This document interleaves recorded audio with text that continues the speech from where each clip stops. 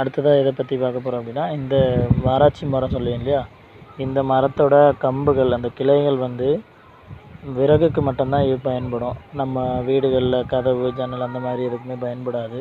இதுவும் பெரிய மரமாக வரும். அப்புறம் இதில் வந்து ஒரு பூ இருக்கும். அந்த பூ வந்து இது சின்ன மரம், அதனால் இதில் பூ இல்லை. அந்த பூவில் வந்து ஒரு மகரந்தத்தாள் இருக்கும். அது வந்து நான் சாப்பிட்டோம் அப்படின்னா ரொம்பவே நல்லாயிருக்கும். நான் சின்ன வயசில் சாப்பிட்ருக்கோம். பட்டு இப்போ அது கிடைக்கிறதில்ல. இந்த மரமும் நாங்கள் வெட்டி எடுத்துட்டோம். எடுத்ததுக்கப்புறம் அதோட வேர் பகுதியிலேருந்து தழுத்து வருது, நிறைய கிளைகள் விட்டு. பார்த்திங்களா?